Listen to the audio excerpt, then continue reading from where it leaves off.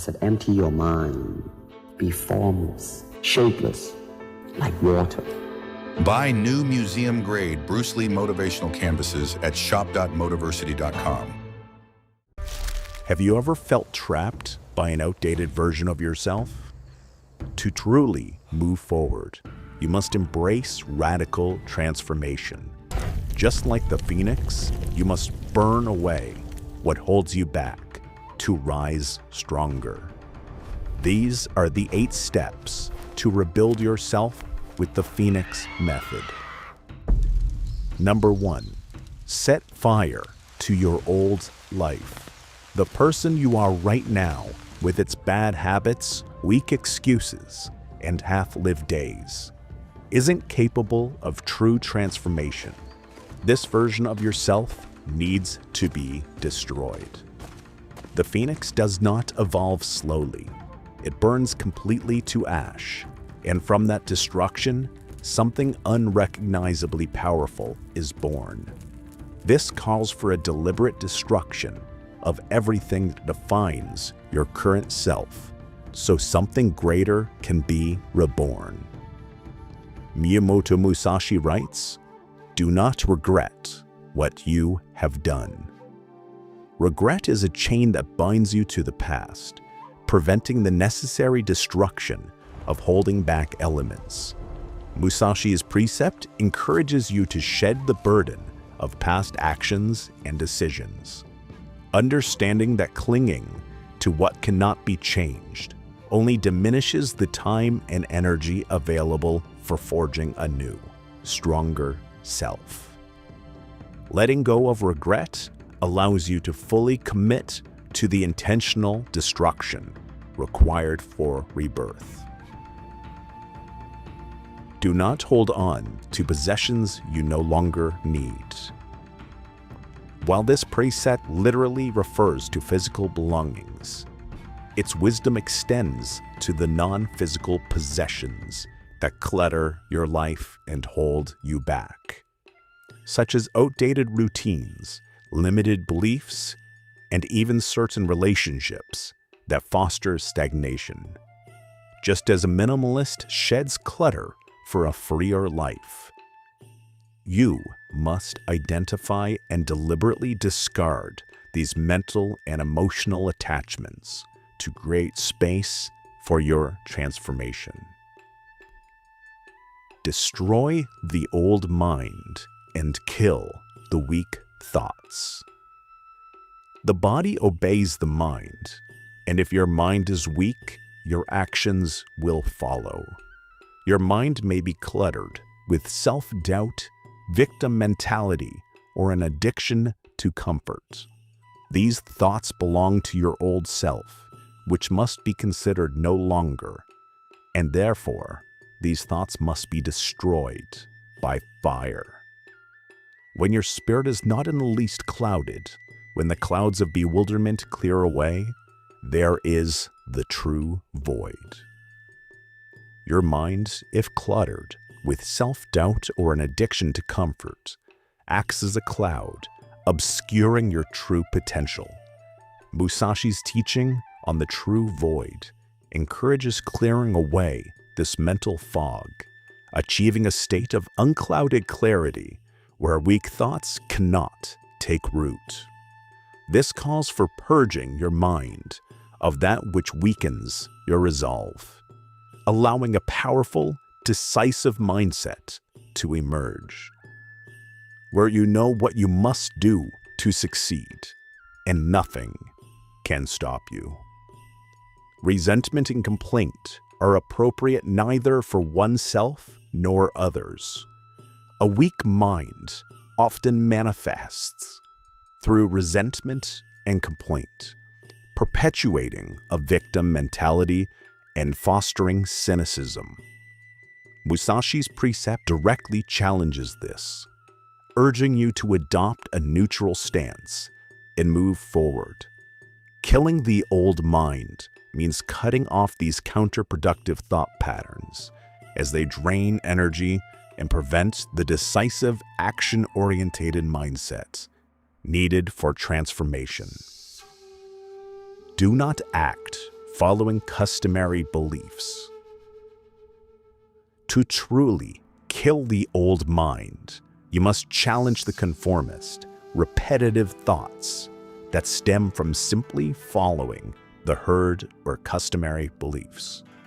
Musashi encourages independent thought and forming your own opinions, which is vital for dismantling internal narratives that keep you complacent or prevent you from achieving remarkability.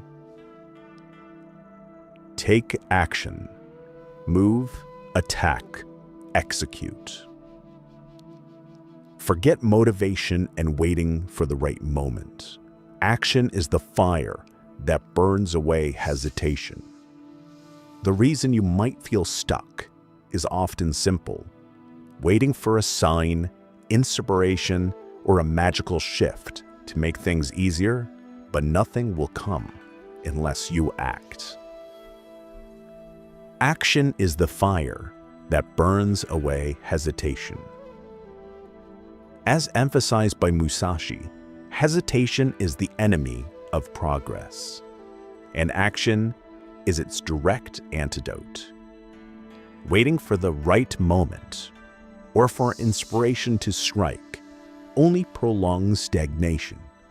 By immediately moving, attacking, and executing, you ignite the transformation fire that consumes procrastination and self-doubt, propelling you on forward on your path to mastery. The truth of thought can only be reached by uninterrupted training.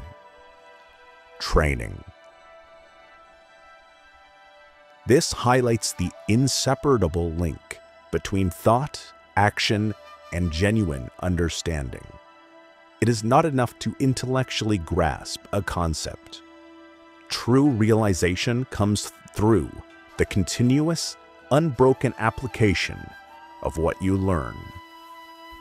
This uninterrupted training solidifies your new mindset, ensuring that your actions are not just temporary bursts, but consistent expressions of your developing, powerful self.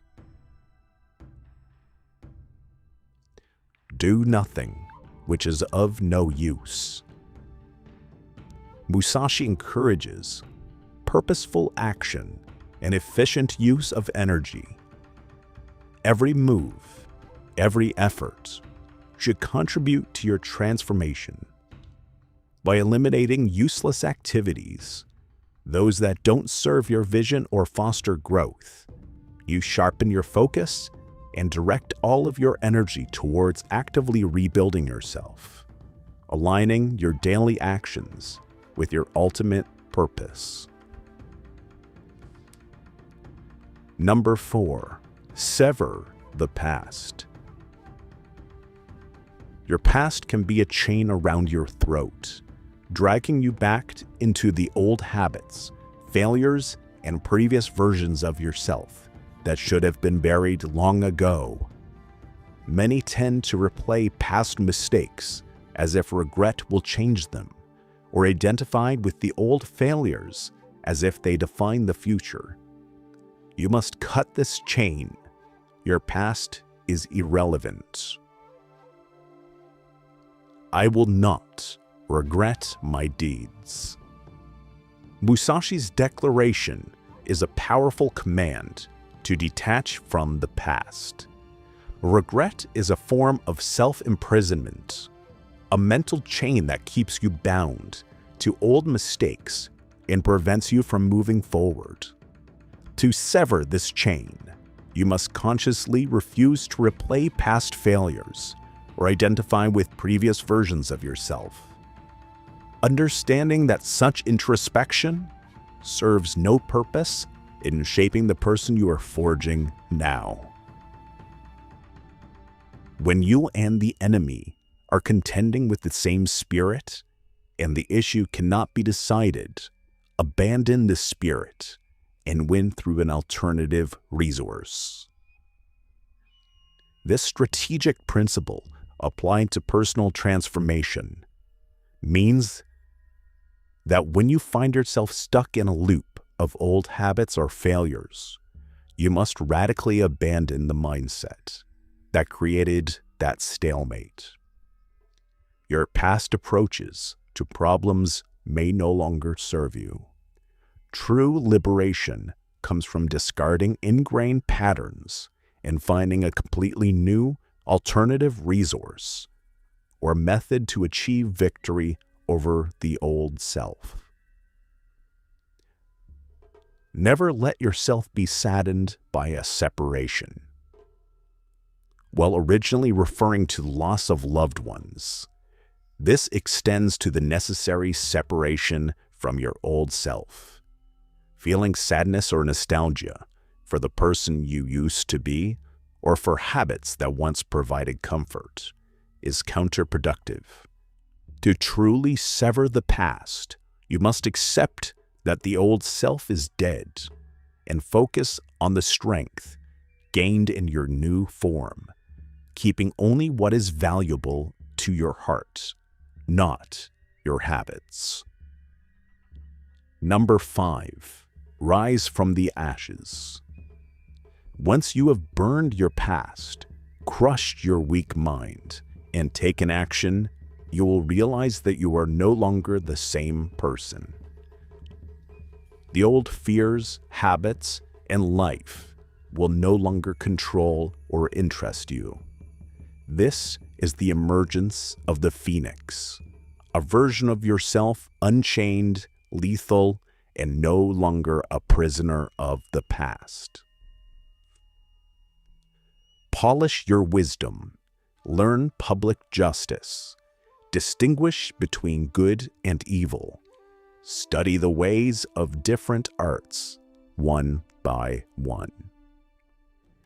Rebirth is an opportunity to intentionally design a life aligned with purpose, and this involves continuous self-improvement and the cultivation of wisdom.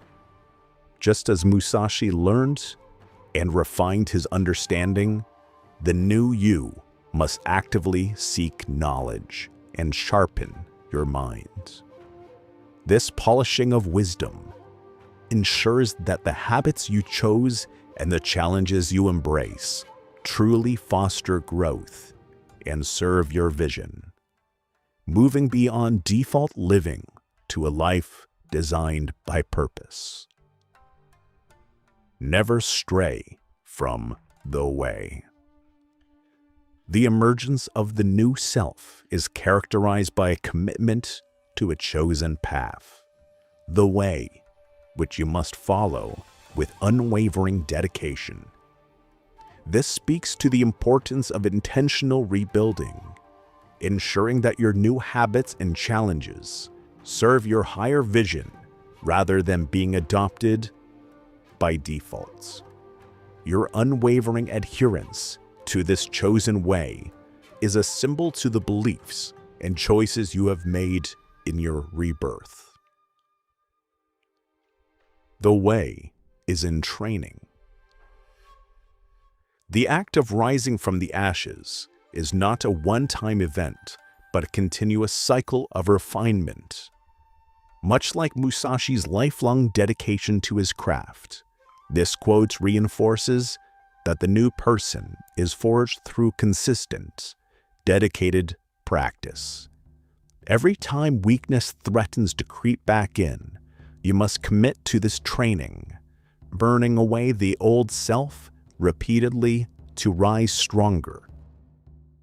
Number 6, embrace the chaos. The weak seek comfort, but the strong seek chaos. Growth is forged in fire, not found in peace. To become unstoppable, you must welcome disorder, struggle, and destruction. Throw yourself into challenges that make you doubt yourself. Put yourself in situations where failure is real and fight your way out.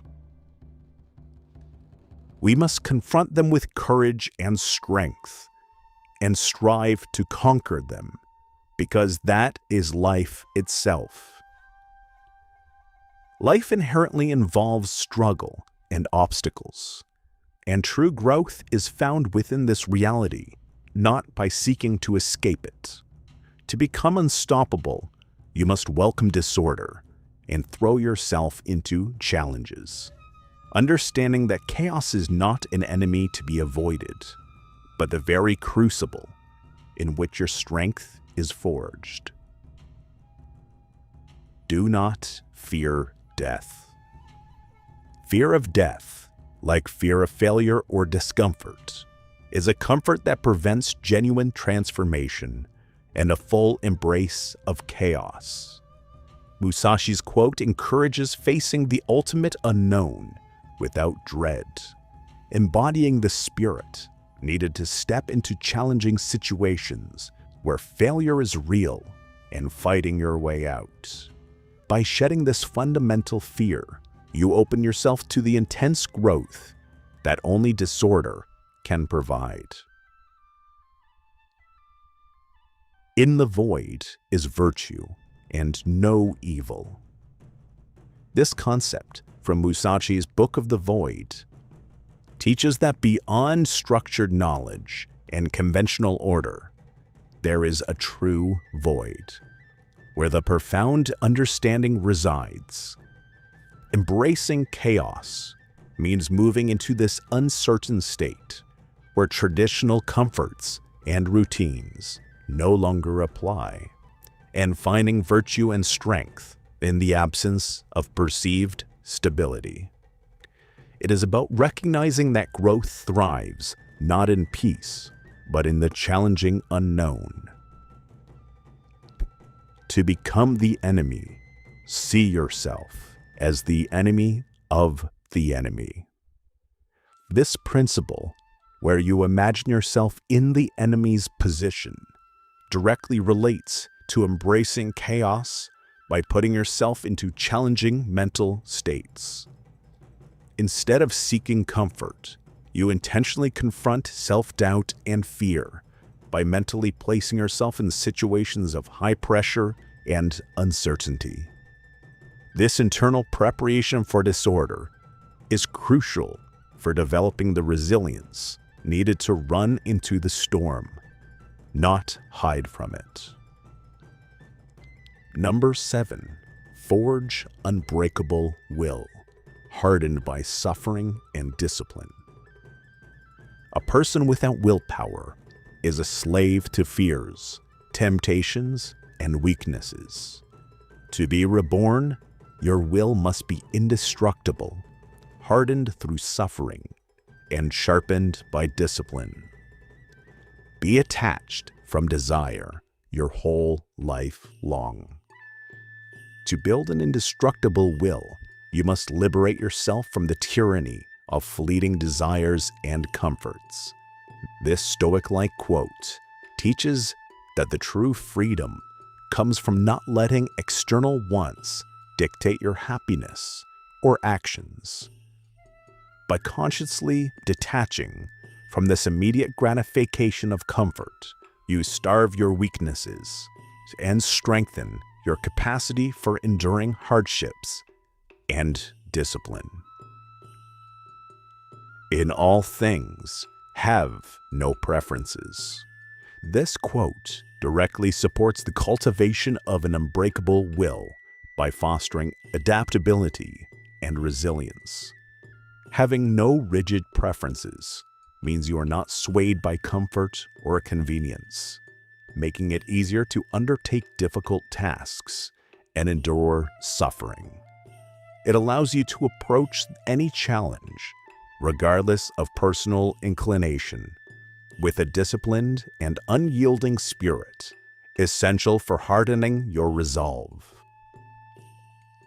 Do not pursue the taste of good food.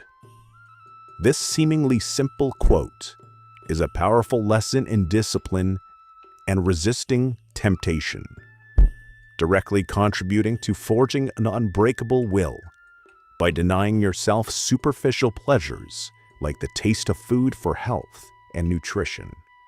You train your mind to prioritize long-term goals over immediate gratification.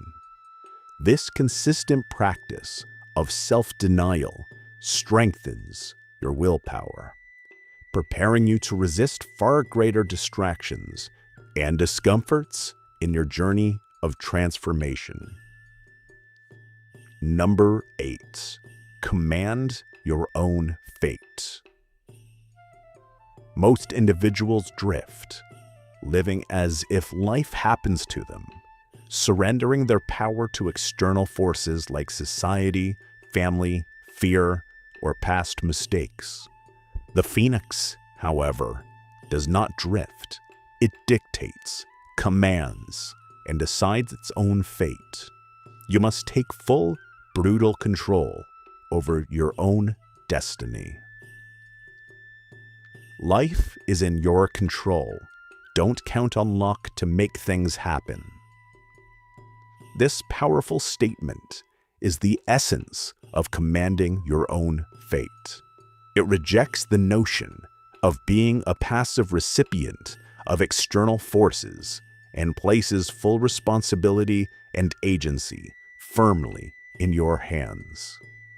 To dictate your destiny, you must cease waiting for serendipity or external validation, and instead intentionally act to create the reality you desire.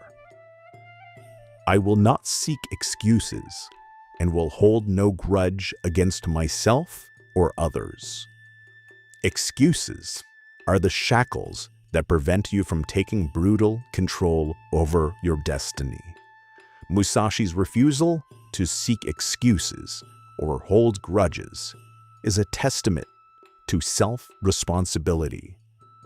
To command your fate, you must eliminate all justifications for inaction or failure, accepting that you are the sole architect of your reality and refusing to assign blame to external circumstances or past mistakes.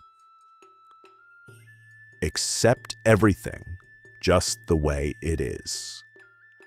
Commanding your fate begins not with resistance, but with radical acceptance of your current circumstances, however challenging they may be. This quote allows you to clearly see the reality of your situation without illusion, enabling you to make decisive, informed actions rather than reenacting from a place of denial or confusion. Only by accepting what is can you effectively dictate what will be. Do not act following customary beliefs.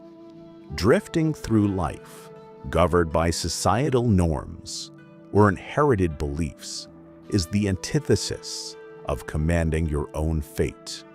This quote encourages you to forge your own path. Think independently and make choices aligned with your true will, rather than conforming to external pressures. By refusing to be a sheep, you step fully into your role as the master and dictator of your own reality.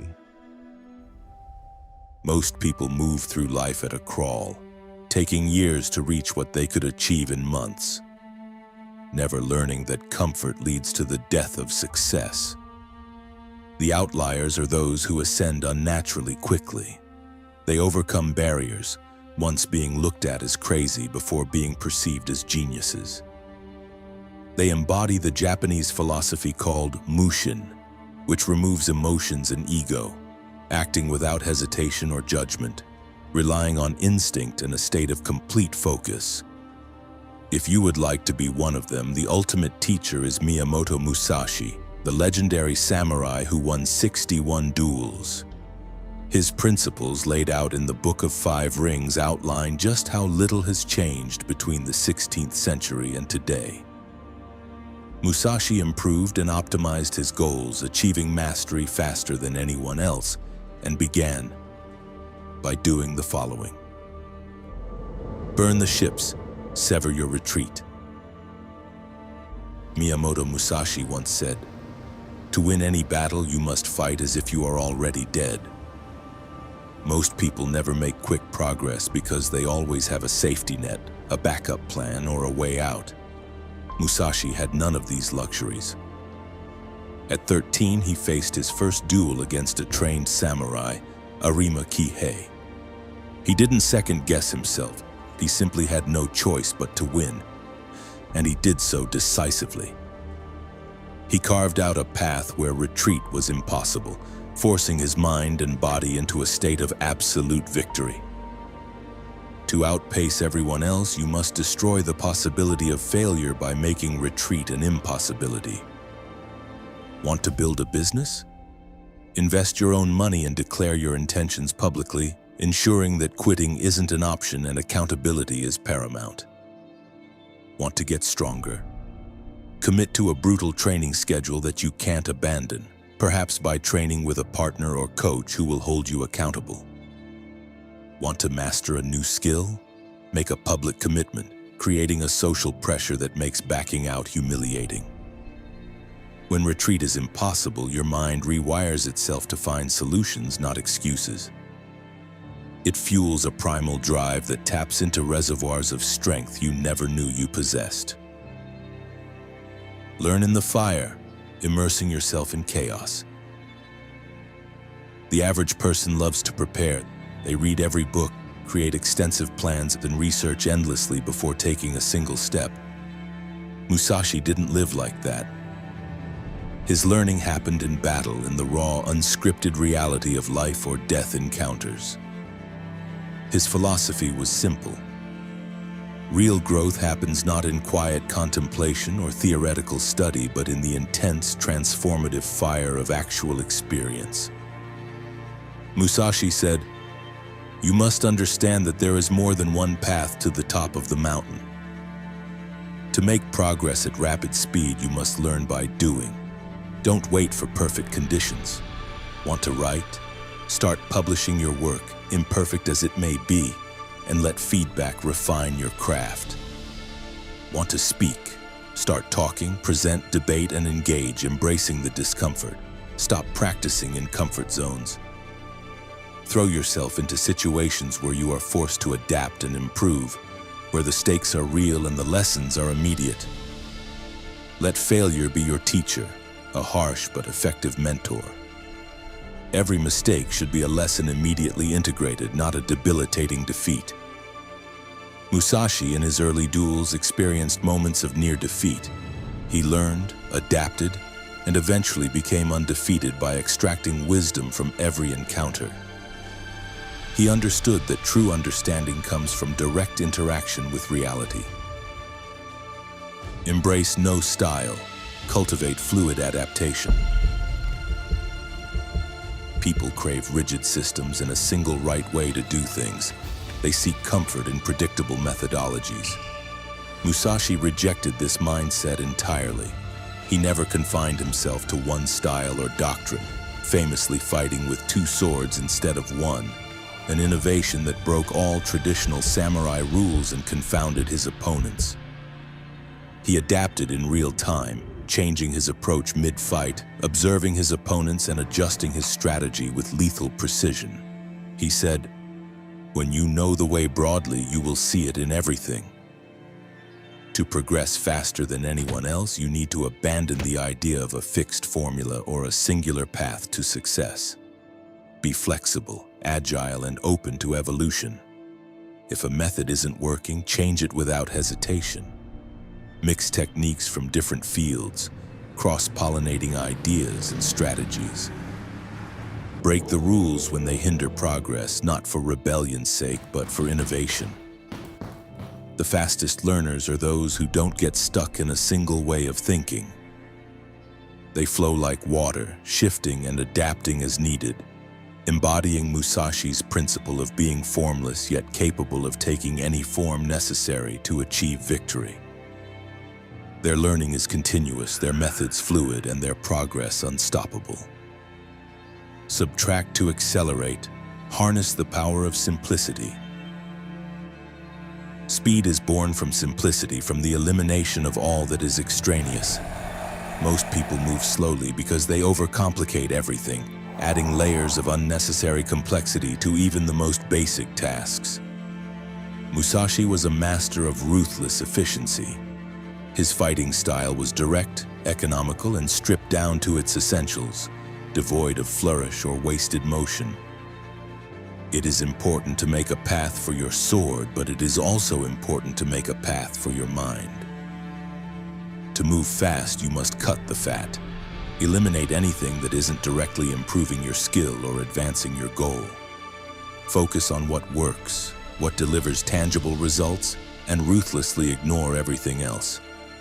Complexity slows you down. Efficiency speeds you up. Most people fail not due to lack of effort, but because they confuse being busy with being productive, mistaking frantic activity for meaningful progress. True mastery is about subtraction, about refining your approach until only the essential remains, allowing for unobstructed rapid movement. As Musashi taught, do nothing which is of no use. Control your mind. Wield the ultimate weapon. Most people are mentally weak. They hesitate, get distracted by fleeting impulses, and allow emotions to cloud their judgment and paralyze their actions. Musashi trained his mind like a finely honed weapon, forging an unshakable inner calm. He didn't allow fear or doubt to control him. He controlled them. He stayed serene and focused in the face of death, moving with clarity and without hesitation. Perception is strong and sight is weak. In strategy, it is important to see distant things as if they were close and to take a distanced view of close things.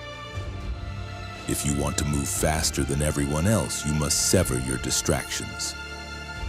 Social media, mindless entertainment, and incessant notification pings are your enemies, stealing your focus and eroding your mental resilience. Master your emotions. Cut them down like an opponent in battle, recognizing that they are internal adversaries that can sabotage your progress. Overthinking is a sophisticated form of paralysis, a mental trap that keeps you from acting. Your mind dictates your speed, your decisiveness, and your capacity for relentless action. Control it, discipline it, and you will move like lightning, unburdened by internal conflict or external noise. Execute relentlessly, act first, refine later. Most people fail because they hesitate, waiting for a perfect moment that never arrives, perpetually stuck in the planning phase. Musashi had no patience for this protracted inaction. He lived by relentless execution, striking without delay, moving without second guessing, understanding that opportunity is fleeting. The way of the warrior is resolute acceptance of death. If you want to outpace everyone, you must master the art of taking immediate action. Not tomorrow, not when you feel perfectly ready. Now. Speed doesn't just enable victory, it is victory in many scenarios. The longer you wait to act, the harder it becomes as doubt creeps in and opportunities fade. When you have an idea, execute it with conviction. When you see an opportunity, seize it before it vanishes. Failure is fuel.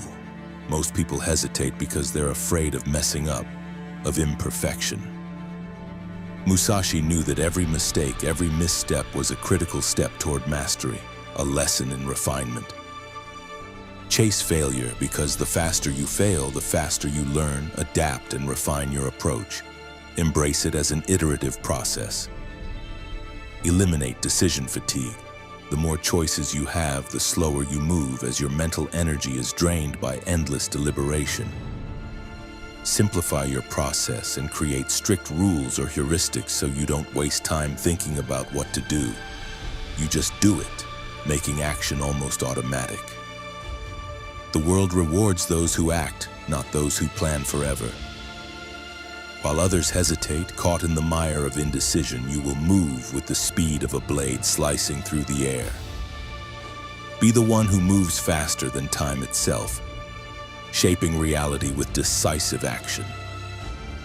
The world belongs to those who move faster than everyone else, who cut through life like a sword, advancing while others hesitate, who learn in battle, adapt without fear, and push themselves beyond what most consider human limits. That's what Musashi did, embodying a philosophy of rapid, relentless progress, and that's what you can do if you're willing to abandon the slow, cautious, hesitant mindset that holds most people back. Most people will do nothing. They will retreat to comfort, to the familiar slowness. But a few will internalize these principles, take action, and become unstoppable forces of progress. Which one are you? The most dangerous person in any confrontation isn't the strongest or the most brutal. It is the calmest person. Miyamoto Musashi followed Fudoshin, the philosophical concept of an unmovable mind and a still heart. In doing so, he remained calm in every confrontation. Learn these rules before you are broken by those who have learned them first. Create emotional distance. A central principle in Musashi's psychological discipline was the ability to observe emotion without becoming it. He did not say, "I am angry." He said, "I feel anger." That small distinction is large. One statement is identity, the other is observation. Musashi's thinking, influenced by Zen practice, taught that emotions are like weather, temporary, shifting, and passing. Just as clouds pass across the sky without changing the sky itself, so too can emotions pass through a person who remains centered. This emotional distancing allowed him to witness his feelings without reacting blindly to them. Anger, fear, excitement. They were all seen, but not obeyed. He watched, he breathed, he chose. That separation is not repression, it is liberation. In conflict, this ability to observe without fusing with emotion creates a powerful clarity. He was not ice, he was fire in a glass lantern, contained, directed, and luminous. Recognize your emotional signals before they take over. Before anger ever takes your voice, it whispers into your breath. Before panic ever takes your body, it flinches in your heartbeat. Musashi understood that the body signals emotion before the conscious mind is even aware of it. That is where the first battle lies, in noticing the self. By training himself to observe the early warning signs, tight shoulders, rising breath, quickening speech, Musashi could act before the emotion became a storm. He did not wait to be overtaken. He intercepted the wave before it rose. In his legendary duel with Sasaki Kojiro, Musashi deliberately arrived late. His tardiness wasn't arrogance, it was strategy. Kojiro's rage exploded upon seeing Musashi approach calmly by the boat. While Kojiro seethed, Musashi remained emotionally precise. By staying composed, he took control of the battlefield long before the swords were drawn. The battle was already won because one man raged and the other remained aware. Use anger without being used by it. Musashi did not seek to destroy anger, but to discipline it. He understood that strong emotions, especially anger, contain immense energy. But when left undirected, that energy is chaotic. It is blind. It burns. It consumes the one who carries it. Rather than suppress his emotions, Musashi learned to redirect them into focused action. Like an archer drawing back the bow, He took the energy of frustration or rage and funneled it into precision. This echoed in modern performance psychology. Great athletes, negotiators, and leaders often feel emotion intensity, but they do not act from it. They act through it. Musashi's duels were won not by aggression, but by calculated intensity. His ability to take emotional fire and forge it into a steel blade of strategy gave him the upper hand against opponents who fought from impulse. Anger used wisely becomes power. Anger used foolishly becomes defeat. Practice voluntary hardship. At the root of most emotional upheaval is the ego, the fragile self-image that fears insults, craves recognition, and flinches at challenge. Musashi saw ego not as strength, but as weakness disguised as identity. He practiced voluntary hardship, stripping himself of luxury, applause, and the desire to be seen as important. He trained to need nothing from others, not approval, not comfort, and not validation. Why? Because the less you crave, the harder you are to control. He realized that most anger arises when one's image is threatened. But if you no longer identify with the image, there is nothing to threaten. You cannot be baited if there is nothing to defend. To kill the ego is to become invincible, not because no one attacks you, but because their attacks pass through you like the wind through empty robes. Insults become echoes. Praise becomes smoke. Only your aim remains. Embody the immovable mind, Fudoshin. The essence of Musashi's composure lay in Fudoshin, a term meaning immovable mind. It is not rigidity, it is clarity. It is the state of calm observation, grounded in tension, and unshakable resolve. When chaos surrounded him, Musashi remained internally unmoved. His actions shifted like the wind, but his awareness stood like a mountain. Fudoshin is not emotional numbness. It is emotional mastery. It is to be like the eye of the hurricane, still in the center, with the storm moving around you.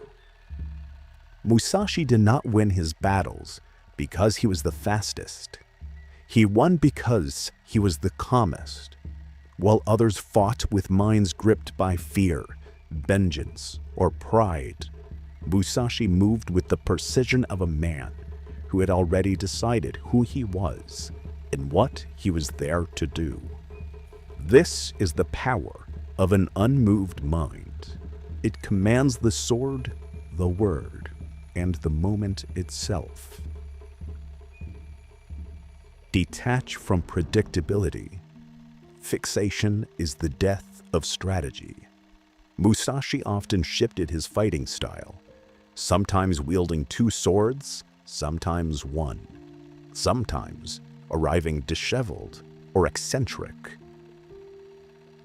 His unpredictability was strategy. He understood that once your enemy knows how you will react, you are already under his control. To react with anger when insulted is to become the puppet of your opponent's intention. Calmness, then, is not passivity, it is misdirection. If your enemy expects your rage, offer stillness. If he expects resistance, offer pause. To stay calm in conflict is to remain unreadable. When you are unreadable, you are unconquerable. Study the pattern beneath all conflict. To know one thing is to know 10,000 things. Musashi taught that if you study one thing deeply, you will begin to understand everything. He studied combat, not just to win fights, but to read human behavior. A tremble in your voice reveals fear. A delay before an answer reveals doubt. A confident smile held too long may reveal deception. He trained himself to perceive the structure of conflict, not just its surface. Every confrontation, whether with a sword or a sentence, follows a rhythm. If you know that rhythm, you no longer fight, you conduct. Remaining calm gives you access to this perception. It is impossible to see clearly when blinded by emotion, but with stillness, patterns emerge, and with patterns comes power.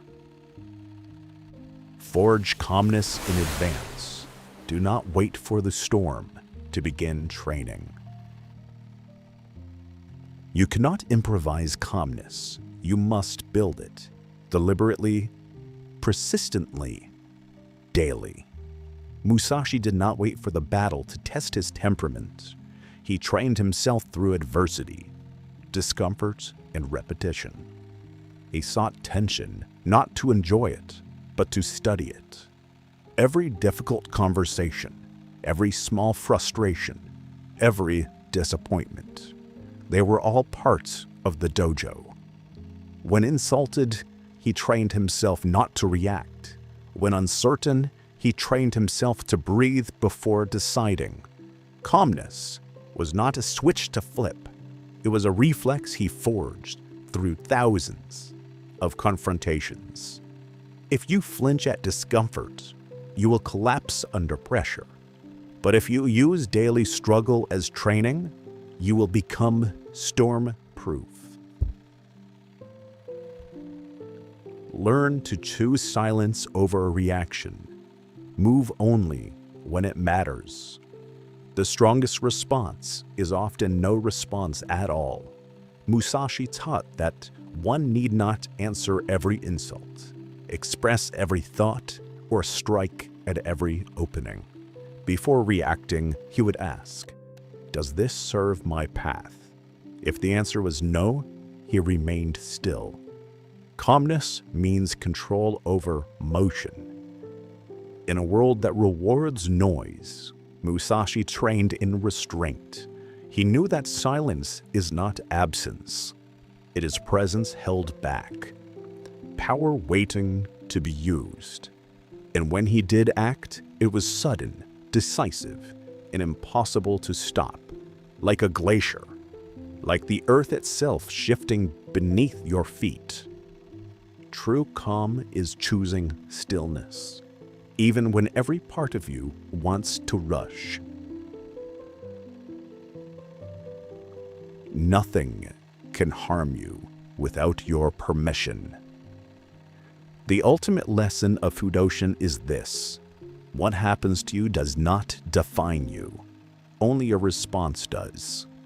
Pain enters not through events, but through the meanings you assign to them. Shame is not in failure. It is interpretation. You are not undone by what others do. You are not undone by how you let it change you. Musashi understood that you may not control the storm, but you can remain unmoved within it. A river cannot sink a ship unless it enters it, and an insult cannot harm you unless you open the door. Hold fast. Let them rage. Let them provoke. Remain still, because in that stillness is the final weapon. In a world ruled by emotional noise, the calm warrior is king. And Musashi's way teaches us this: when chaos rises, do not tremble. Do not chase. Do not answer every call. Instead, smile, because they have already lost.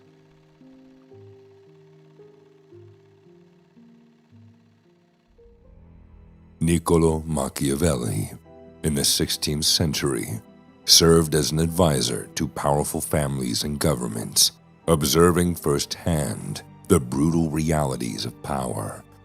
His writings rejected the idealism of morality-based politics in favor of cold, calculated strategy.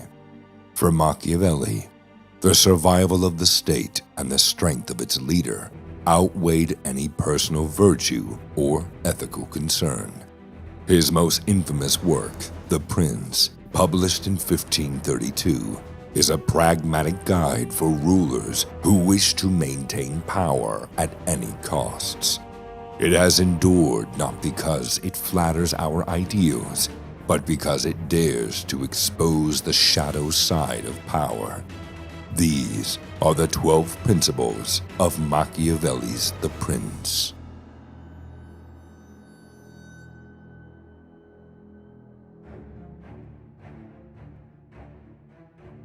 It is much safer to be feared than loved, if one must choose.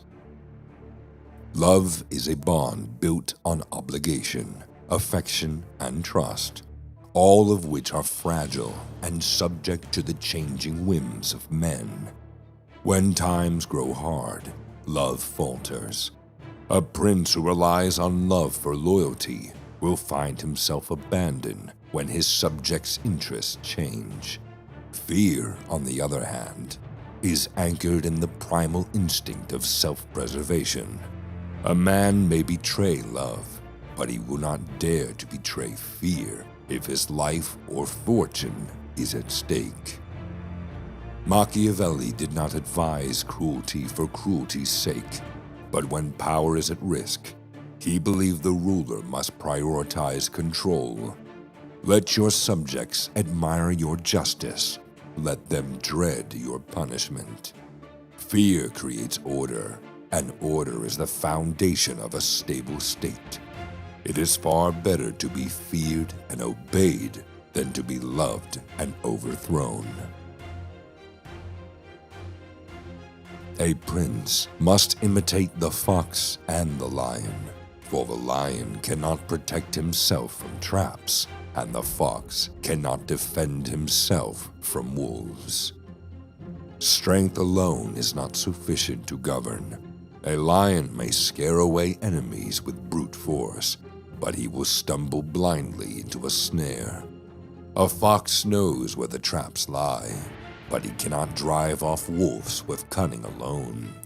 The prince must therefore combine both natures, the strength of the lion and the craft of the fox. You must learn when to show your claws and when to cloak your intentions. Deceit is often more effective than force, and cunning will win battles long before swords are drawn. In a world full of predators and prey, only the hybrid beast survives. It is common fault not to anticipate the storm when the sea is calm. The greatest weakness of a ruler is comfort. When fortune smiles and the people cheer, the prince grows soft, blind to the quiet gathering of threats. But a wise ruler fears peace, for in peace men conspire and rivals sharpen their blades. Anticipate betrayal when all seems loyal. Prepare for war when the borders are quiet. Store up loyalty, resources, and intelligence while your enemies sleep. It is not the calm that reveals a leader. It is his readiness for the inevitable storm. A prince never lacks legitimate reasons to break his promise. A ruler is not bound by the same codes of morality as the common man. Promises are made in times of convenience, but circumstances shift. What once served the state may now threaten its survival. Therefore, a wise prince must not hesitate to abandon his word when keeping it no longer serves his interests. He believed men are simple and easily deceived, that they judge actions by the appearance of virtue, not by virtue itself. So long as you wear the mask of honor, your betrayal will be forgotten, or better yet, justified. A broken promise is quickly excused when it is dressed in the robes of necessity. Everyone sees what you appear to be. Few experience what you really are. A prince must master the art of deception. Reputation is more powerful than truth, for the masses judge with their eyes and not their mind. They see the spectacle of virtue and assume the presence of morality. But the wise ruler understands that the appearance of goodness is often more important than goodness itself. Let the people see a just and merciful sovereign, while beneath the surface you maneuver with cold calculation. Your true self must remain hidden from all but your most trusted advisors, and sometimes not even them. Power is preserved by illusion, and to maintain control, you must be a master of masks. A man who wishes to make a profession of goodness in everything must necessarily come to grief among so many who are not good. Where the world is filled with deceit, ambition, and treachery, absolute goodness is a weakness. The man who insists on virtue in all things will be crushed by those who recognize no such boundaries. To survive in this world, the prince must know how to act immorally when necessity demands it. Virtue is not abandoned, but used with strategy. Display it when it benefits your cause, and discard it when it becomes a liability. Do not strive to be good in every act. Instead, strive to appear good in every act, while reserving the right to do what is necessary for power. It is necessary for a prince to learn how not to be good. Morality is a luxury afforded to the powerless. A prince must study how to be good. More importantly, how to depart from it when needed. Laws and ethics are the tools of the ruled. The ruler must master them as tools of manipulation, not chains of obligation. Goodness, if used indiscriminately, invites ruin. The wise prince knows when to lie, when to betray, and when to eliminate, always under the banner of necessity and justice. Machiavelli taught that it is not enough to know what is right. You must know how to bend rightness to your will.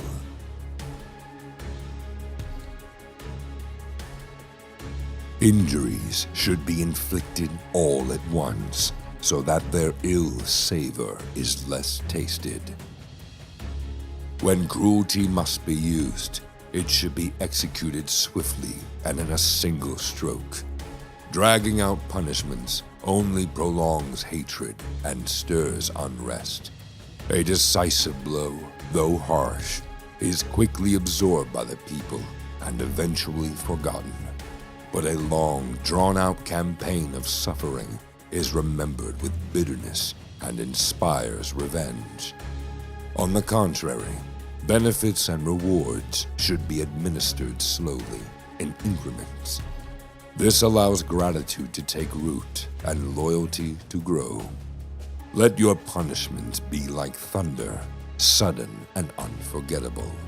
Let your generosity be like soft rain, frequent and nourishing.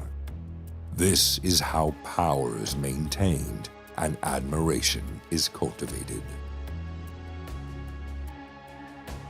Whoever is responsible for another's becoming powerful ruins himself. Because this power is brought into being either by ingenuity or by force, and both of these are subject to one who has become powerful. Helping another rise is a foolish game. You may think that by elevating someone, you will secure their loyalty. But power breeds ambition, and ambition devours gratitude. The man you raise today will one day challenge your throne. Therefore, Machiavelli taught to grant no one power that you cannot also easily take away. Let no man grow stronger than your own hand permits. A wise prince keeps his allies dependent and his enemies weak. To elevate another is to build your own executioner. Men are ungrateful, fickle, false, cowardly, covetous. A ruler must never place his trust in the fickle loyalty of men. They are creatures of self-interest, quick to follow in times of fortune, but just as quick to abandon when the winds shift. Today's cheering crowd is tomorrow's angry mob. Expect betrayal, and you will never be surprised. Govern not through sentiment, but through calculated force. Control the masses through fear, reward, and spectacle, not friendship. Let them admire you, respect you, and fear you, but never rely on them to love you, for that love is a fair-weather illusion. There is no avoiding war. It can only be postponed to the advantage of others. Avoiding conflict may seem wise, but in truth, it often delivers victory to your enemies. Delay is a luxury that weakens resolve and strengthens opposition. When war is inevitable, it is better to strike first while the advantage is yours than to cower behind false peace. Peace is not always peace. It is often the silence before conquest. A prince must know when patience is cowardice and when boldness is wisdom. In the game of dominion, the strongest blade is the one drawn first. The first method for estimating the intelligence of a ruler is to look at the men he has around him. Your court is your reflection. The wise prince selects subordinates not based on loyalty alone, but on competence and control. A fool surrounded by flatterers is exposed, but a ruler who governs clever men without losing his command proves himself truly superior.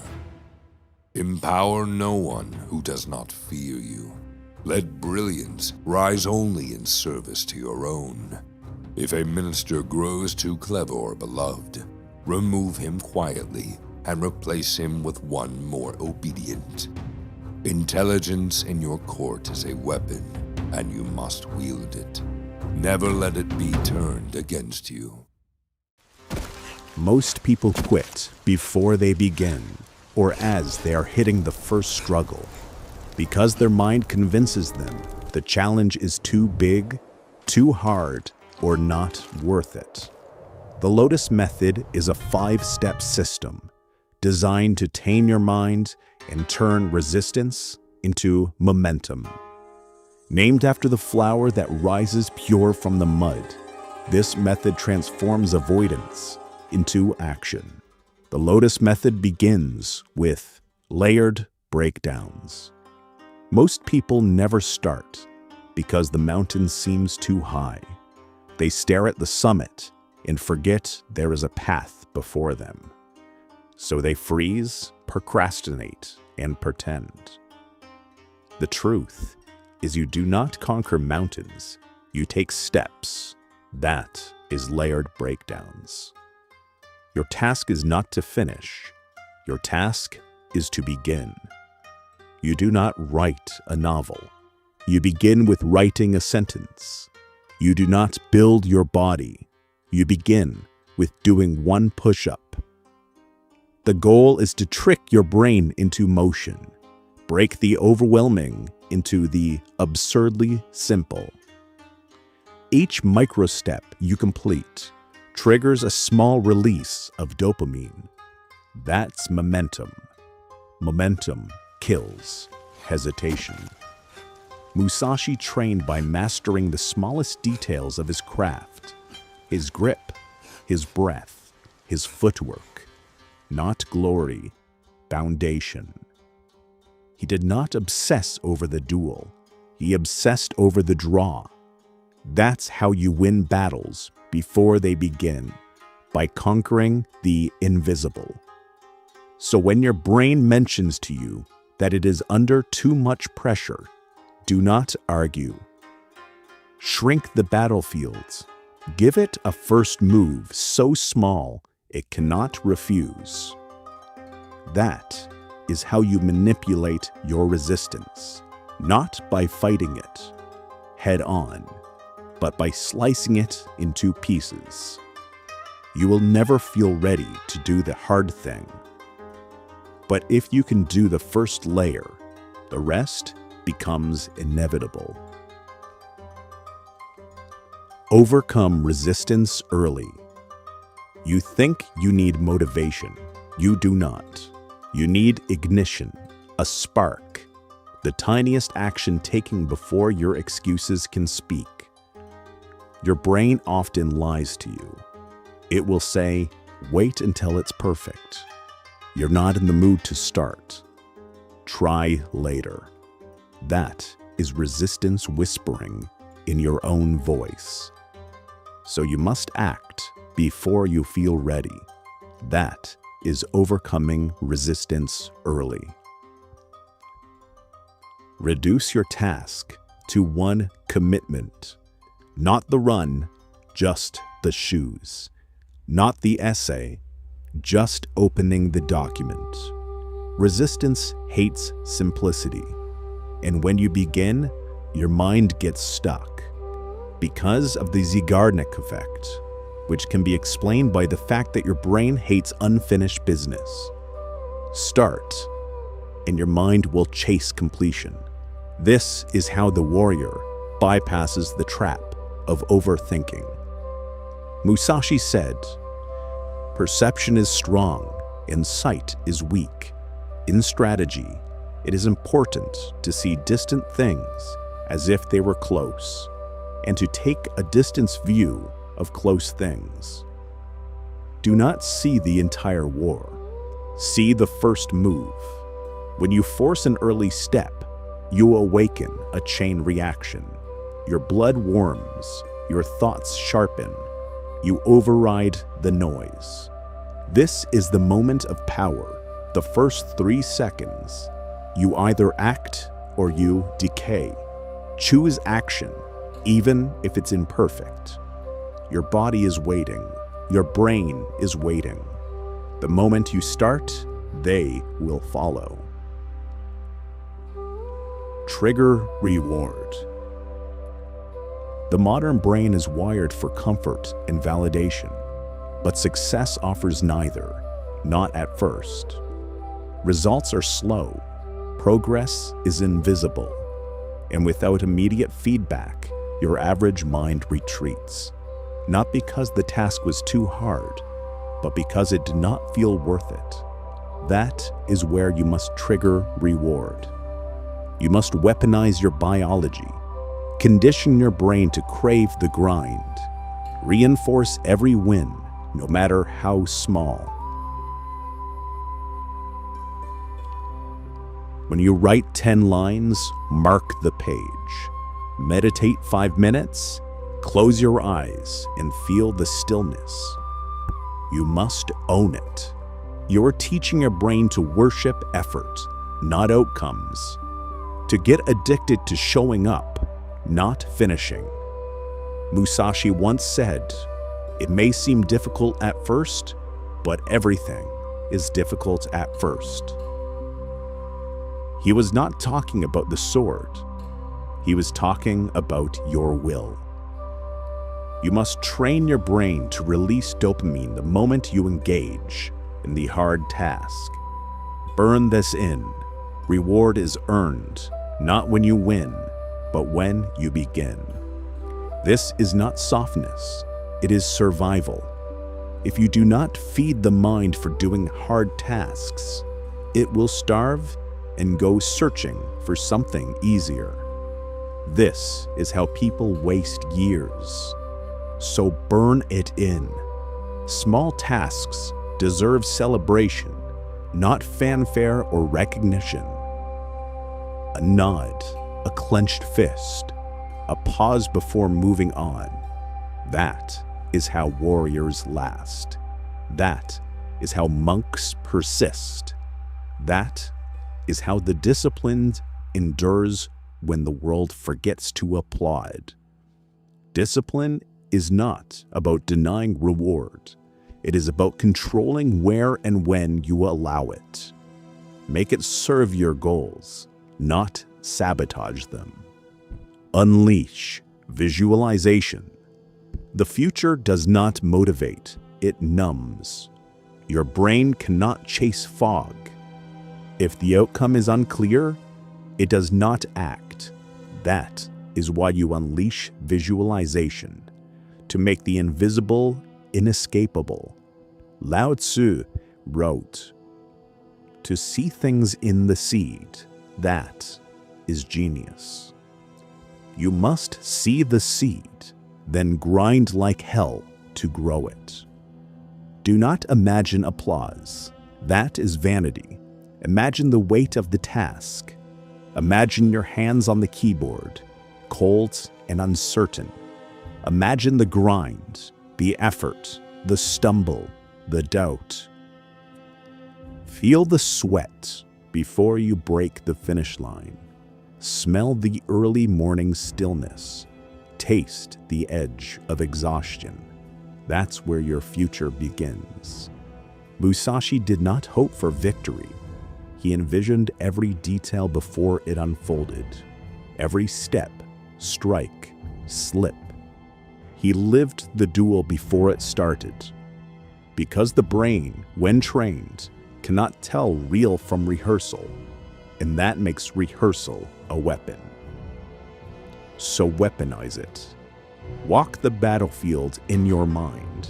Rehearse the chaos. See yourself flinch, recover, and adapt. That is not fantasy. That is mental armor. Most avoid the hard parts in their imagination. That is cowardice disguised as hope. You must stare at the discomfort in the face long before it arrives. The unknown is fear's hiding place. Drag it into the light. Do not romanticize success. Rehearse the suffering. Rehearse the struggle. Then, when reality hits, you will bleed less. You won't need courage. You'll need muscle memory.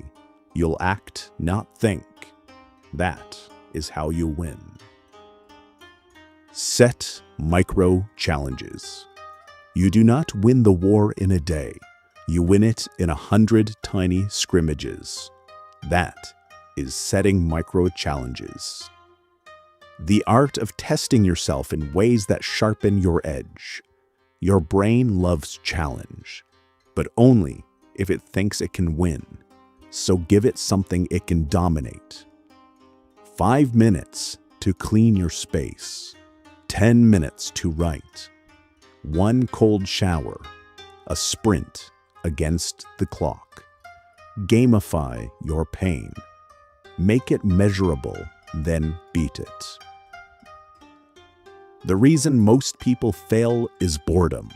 They crave struggle, but fear failure. So you offer the brain something better. Controlled difficulty, a winnable war, a sharpened blade. Musashi trained by setting impossible rules for himself. Use a wooden sword.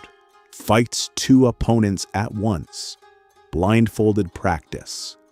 He knew only pressure creates presence. Micro-challenges sharpen awareness. They train the nervous system to remain calm under fire. Every one you complete sends a message to your subconscious. I am capable. I am disciplined. I do what others refuse. And when it becomes a habit, your baseline rises. What once felt impossible now feels routine. Not because life got easier, but because you got stronger. You do not rise by accident. You rise through repetition, precision, pressure. The lotus blooms slowly, through layers, through storms, but it always blooms.